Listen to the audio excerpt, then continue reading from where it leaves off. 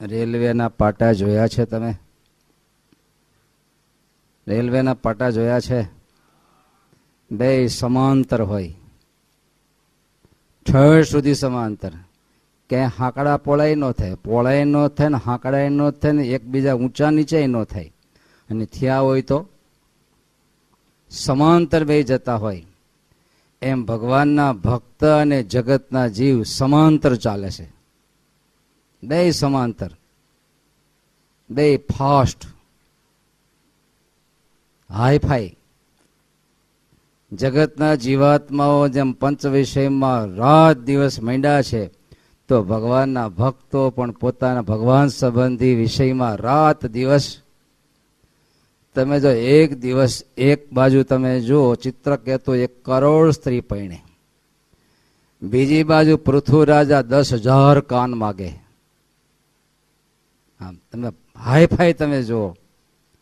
પૃથ્વી રાજા ભગવાન પ્રસન્ન થયા તો કે 10,000 કાન આપો. 10,000 કાન આમ ભેજું બેહેસ તમારું છે એટલું માઇન્ડ તમારી પાવર. કલ્પના કરવાનું માઇન્ડ હોય તો હાથમાં આવે. 10,000 કાન કેમ થાય? બે ત્રાસ આપે છે. હવે તો બે ભગવાન કાન લઈ લે તો સારું સાંભળવું માટે એમ.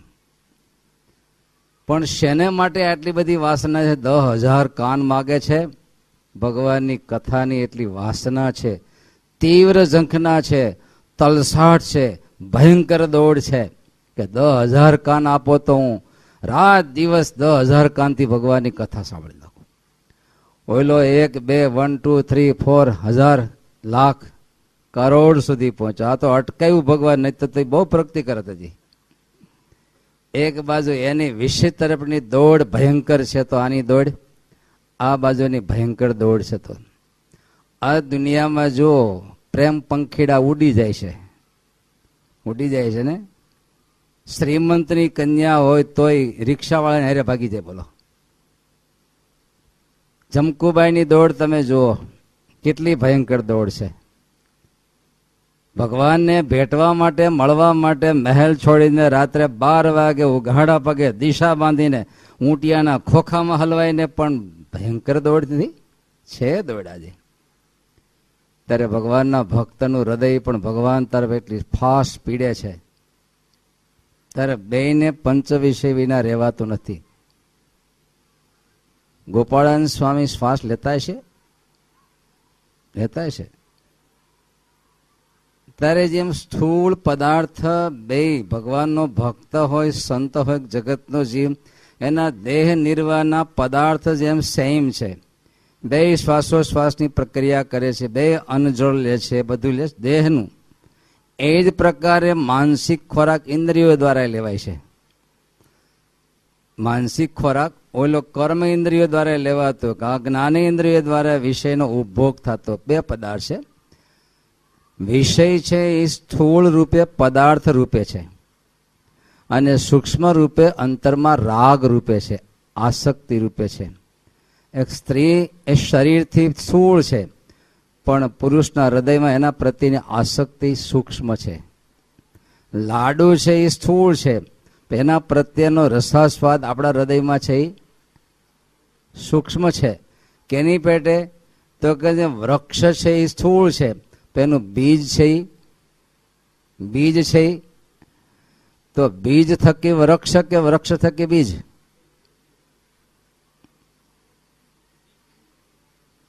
વિભુ ભગત આમ કરે છે, કોષ્ટક મેળવો છો.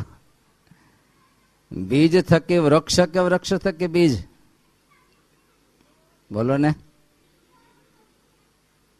જ્યાં સુધી વૃક્ષ છે ત્યાં સુધી બીજ થવાના, જ્યાં સુધી બીજ છે તો સુધી વૃક્ષ થવાના. તો શું કરવું? પેલું ક્યું નાશ કરવું? બેયનો નાશ કરવાનું શ્રીજી મહારાજ લખે છે. ત્યાગ પણ કરવો અને અંદરથી વૈરાગ પણ પ્રગટ કરવો. ત્યાગ છે એ સ્થૂળ નાશ કરે છે, અને વૈરાગ છે ને બીજ નાશ કરે. બે નાશ કરવું પડશે, એકે વિના નહીં ચાલે. વૃક્ષ જો રહેશે તો બીજ ખેર્યા વિના રહે નહીં, અને બીજ પડ્યું હોય તો વૃક્ષ થયા વિના રહેશે નહીં. માટે બે ઉપર પ્રયાસ કરો. સ્થૂળ ભાવથી તમે વિષયને છોડો, અંદર તેનો રાગ છોડો. ત્યારે શ્રીજી મહારાજે બહુ સ્થૂળ દ્રષ્ટાંત આપ્યું. ખેડૂતોને બહુ અનુભવ છે. કૂવો ગાળવો. શ્રીજી મહારાજના કેટલા જીવનલક્ષી દ્રષ્ટાંતો ટોપ અધ્યાત્મ આપણા અંતરમાં બેસાડવા માટે છે. અનુભવ વિના સ્થૂળ દ્રષ્ટાંત આપી શકાતા નથી. પોતાના જીવનલક્ષી જ્યાં સુધી અનુભવ દ્રષ્ટિ ન આવે ત્યાં સુધી જીવનને સ્થૂળ દ્રષ્ટાંત અધ્યાત્મ સુધી ઘટાવી શકાતું નથી. ત્યારે શ્રીજી મહારાજે બે પ્રક્રિયા કીધી. કૂવો ગાળવો છે તો બહારથી આવતું પાણી એને ગોદડાના ગાભા ભરાવીને અટકાવો, પછી જે આવી ગયેલું છે એને ઉલેચીને બહાર ફેંકી દો તો શક્ય છે. એમ આપણે સ્વામિનારાયણ સંપ્રદાયમાં બે વિભાગ કર્યા છે. દુનિયા વસ્તુ સમજી શકી જ નથી, દુનિયા નહીં સમજી શકે. એ તો એમ કે કથરોટમાં ગંગા, મન હોય ચંગા તો કથરોટમાં. એને આ બાબતની ખબર નથી કે ભાન નથી. એ તો ઓલે સુરા ખાચર નો બાવલિયાને પૂછ્યું, બોલ બાવલિયા લઘુ ભોજન ક્યાં હૈ? બાબા હું બોલો, ખાને પીને કી લઘુ શંકા ક્યાં હૈ? પણ ત્યાગ કરવો જ પડે, ત્યાગ કરવો જ પડે. કારણ કે ત્યાગ નહીં કરો તો આવતો આપણા પાસે આવતા જે સ્થૂળ વિષય એ અંતરમાં રાગ ઊભો કરશે જ, અંતરમાં રાગ ઊભો કરશે જ. અને જો અંદરથી વિરાગ ઊભો નહીં કરો તો અંદરનો રાગ બહારનું સ્થૂળ વૃક્ષ ઊભું એક દિવસ વૃક્ષ ઊભું કરશે અને કરશે જ. બાવાની કોપીને ઉંદડીએ કાપી, પછી શું થયું ખબર તમને? પછી બિલાડી પાળી, પછી ગાય પાળી. ગાય આવી એટલે શું આવ્યું? બાય આવી. બાય આવી એટલે રમકડા આવ્યા. ને ત્યાર પછી દુકાન નખાણી. દુકાન નખાણી જો તમે જો આ શેમાંથી આવ્યું? અંતરમાં પડ્યું હતું. હવે આગળ વધો. સહભરી પાણીમાં બેઠા હતા, રાગ હતો, પાછો સામે યોગ થયો તો એમાંથી શું પ્રગટ્યું? સોસાયટીનું નામ શું હતું? સહભરી સોસાયટી હતી ને. શેમાંથી આવ્યું આ? ત્યારે સ્વામિનારાયણ સંપ્રદાયમાં બે વસ્તુ અમારા સંતો માટે જો અષ્ટ પ્રકારે સ્ત્રીઓથી દૂર રાખવા કર્યા, અને સાથે અંતરની પ્રક્રિયાઓ પણ મહારાજે બહુ બતાવી છે. અંતરનો રાગ ટાળવા માટેના ઉપાય મહારાજે ઘણા વચનો તો બતાવ્યા. નિર્વાસનિક થવાનો ઉપાય શું? તો કે અંદરથી શરૂ કરો એને. અંદરથી ક્યાંથી? તો કે રાગ ઊભો ક્યાંથી થાય છે? રાગ ક્યાંથી ઊભો થાય છે? અજ્ઞાનતામાંથી ઊભો થાય છે. તો અજ્ઞાનતાને ટાળવા માટે શું કરવું? તો કે જ્ઞાન કક્ષા પ્રાપ્ત કરો. જ્ઞાન હું તમને એટલું પૂછું કે અંધારું ટાળવા માટે કેટલા ઉપાય? એક પ્રકાશ. એ સિવાય કોઈ ઉપાય ખરો? અને અંધારામાં જે પ્રોબ્લેમ થાય છે, બધા પ્રોબ્લેમ શેમાં થાય છે? ખાડા ટેકરા હરફ ઉપર પગ પડી જાય બધા અંધારામાં.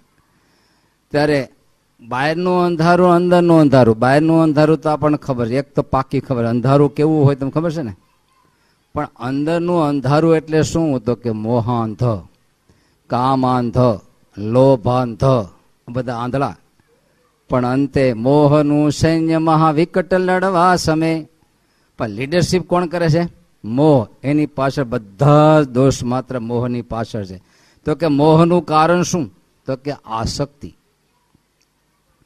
લાકડું સળગાવો એટલે અગ્નિ તો પ્રગટે, પણ હારે શું પ્રગટે? હારો હાર શું નીકળે? ધુમાડો. એ ધુમાડો નીકળવાનું કારણ શું? ભેજ. જેટલા પ્રમાણમાં ભેજ છે એટલા પ્રમાણમાં ધુમાડો થાય. થોડો ભેજ હોય તો થોડો ધુમાડો, હાવ લીલું હોય તો બહુ ધુમાડો થાય. અગ્નિ જરી હોય ધુમાડો જ આજો હોય. તમે જો તો અંતરમાં મોહ વ્યાપવાનું કારણ અંતરમાં પડેલી આસક્તિ છે. તો કે આસક્તિનું કારણ શું? આસક્તિનું કારણ શું? એમ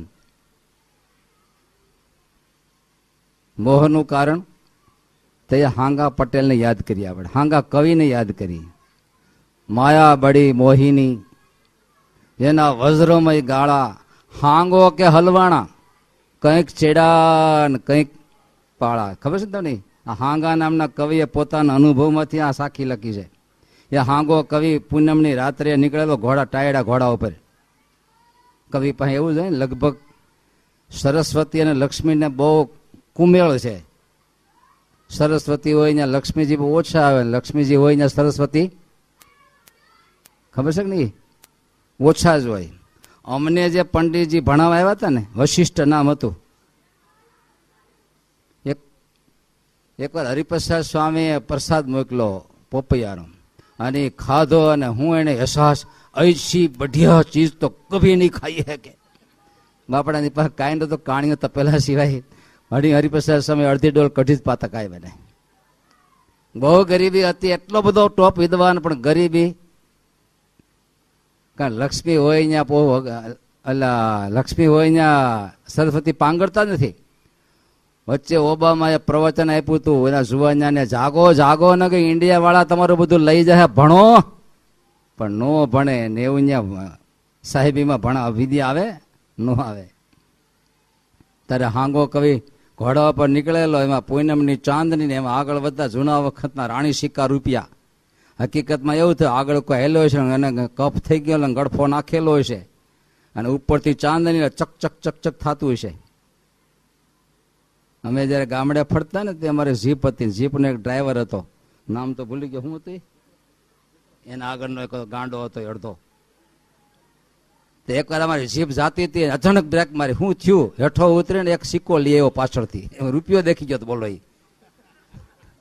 મેં હું લઈ આવ્યો તો કે સમય રૂપિયો પીડ્યો રસ્તામાં, કે પાછો લઈ આવ્યો. ત્યાં હાંગો કવિ હાલતા એ ગડફો જોયો, એને જૂના વખતની શોર્ટેજ બહુ હતી, આજ તમારો હિસાબ નથી. પછી એને જોયું એટલે ઘોડું ઊભું રાખ્યું અને નમીને લેવાઈ ગયો. પણ હા, સારી બાજુ ઓલા બોર્ડના ઝીપટા, તે એક પગ પેગડાવ પણ એક નીચે મૂકીને લેવાઈ ગયો. અને એમાં ઘોડું થયું હાલતું ને એમાં ઓલો કપડા ભરાણા ઝાડા ઝાળખામાં, અને જ્યાં હાથ અડાડવા ગયો ત્યાં તો ગડફો આવ્યો ને તો ઘોડું થયું હાલતું, અને જે ઢવડાણો અને હાથમાં એવો ગડફો. ત્યારે આ તો કવિ હતો, અને ત્યારે એ હાંગો બોલ્યો, માયા બળી મોહિની, જેના વજ્રમય ગાળા હાંગો કે હલવાણા, કંઈક ચીડા ને કંઈક પાળા, અડધો ઘોડા પણ અડધો હેઠો. ત્યારે એ શું કામ લેવાનું મન થયું? અંતરમાં રૂપિયાની આસક્તિ હતી, એને લઈને એને મોહ થયો. મોહ એટલે વિપરીત જ્ઞાન. મોહનો અર્થ શું થાય ખબર છે ને? વિપરીત જ્ઞાન. હોય એવું ન દેખાય, બીજું દેખાય, એનું નામ શું કહેવાય? મોહ. જગતમાં કેવું દેખાય? સુખ કે દુઃખ? અરે ફર્સ્ટ ક્લાસ કયો. જગતમાં જેટલો આપણને સુખ દેખાય મોહ છે, બધું છે જ નહીં, છતાંય દેખાય છે. એ શેને કરીને દેખાય છે? મોહે કરીને. હું કામ આપણને મોહ દેખાય છે? આસક્તિ છે, એટલે રાગ છે. અંતરમાં જે રાગ છે એને અનુસારે આપણને દેખાતું હોય છે, અને દેખાતું હોય એને લઈને આપણી દોડ ઊભી થતી હોય છે. હો, ત્યારે આસક્તિનું મૂળ કારણ છે અજ્ઞાનતા. આસક્તિનું મૂળ કારણ છે અજ્ઞાનતા. અજ્ઞાનતાનું કારણ છે જ્ઞાનનો અભાવ. જો એક જ્ઞાન પ્રગટે તો અજ્ઞાન જાય, ને અજ્ઞાન જાય તો આસક્તિ જાય, ને આસક્તિ જાય તો મોહ જાય, ને મોહ જાય તો ખોટે માર્ગેની દોડ દૂર થાય. તો હવે જગત તરફ આપણી દોડ, આપણા ઇન્દ્રિય અંતકરની દોડ રે, એને બંધ કરવા માટે શું કરવું પડે? પહેલા મોહ છોડવો પડે. ધ્યેય તો વિષયાન પુંસ સંગસ્ત્ય શુભ જાય તે સંગાત સંજાય તે કામઃ કામાત ક્રોધી જાય તે. આ કામઃ દોડ શેની છે? આ તોડવા માટે સાચું જ્ઞાન જોઈએ, અને સાચું જ્ઞાન કરવા માટે શું જોઈએ? વચનામૃત જોઈએ. સાચું જ્ઞાન પ્રગટ કરવા માટે વચનામૃત જોઈએ.